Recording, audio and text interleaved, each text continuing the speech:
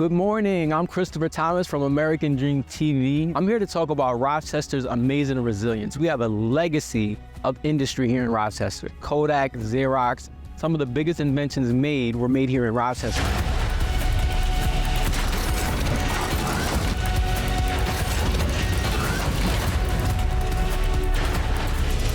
We've had a transition, we've had some changes. We're now a more diverse economy. Here to discuss that is one of my good friends, Dr. Lomax Campbell, one of the foremost experts in economic development here in Rochester. Lomax, please introduce yourself.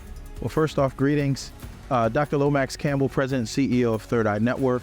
We're a national management consulting firm based out of the historic High Falls Business District, which is where we're currently located. My agency also oversees the affairs of the Rochester Economic Development Corporation. Today, we'll take you through a quick little history of Rochester's past, present, and future with respect to businesses here in Rochester. Join us for a good show. And we start to talk about some of the bigger companies that made a difference here in Rochester. And we stand here in front of Kodak's worldwide headquarters. Rochester's economy experienced at least 3 waves of development, beginning first as the flour city, where we produce flour for baking purposes. By the early 20th century, we had the rise of Kodak, Xerox, and Bosch and Lomb. They really kind of helped define the caricature of the Rochester landscape for that entire period until their decline of manufacturing by the 1980s and 90s. So how did we come back? Because we're still a very strong community. Absolutely. By the 21st century, Rochester began to try to make a pivot into what's called advanced manufacturing and also IT, or information technology, computing technology, with our major education institutions. We find ourselves here in Center City with these big, beautiful, iconic buildings that are no longer doing what they did in the past. A lot of the industrial infrastructure has been repurposed for multiple businesses and housing options that have been incorporated into their design. And there's been also a big emphasis on development along the Riverway connected to the city's Rock the Riverway project.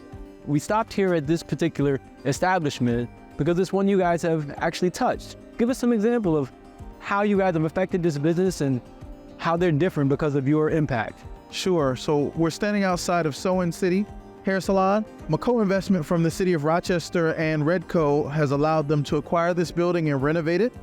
And now she's the owner, not a renter, of this establishment. She has several chairs in here for different stylists to be able to work from.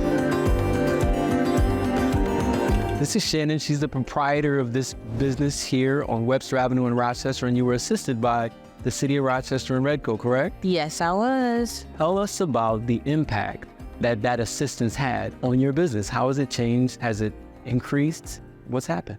Working with neighborhood and business development, they helped me with the RFP sale, and my business literally expanded. I went from having only 4 chairs to now I have 12 working stations. 3 times as many. 3 times as many. We created 8 new jobs, and we're now offering nails and more eyelash services when we were just starting off with just hair in the beginning.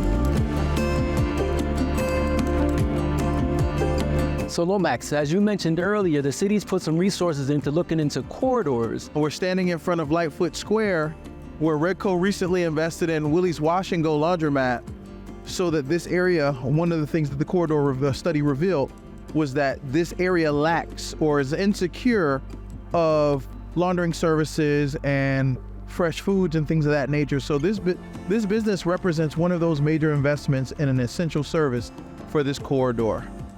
This whole day has given me inspiration with respect to what Rochester is doing to help small businesses and our underserved communities.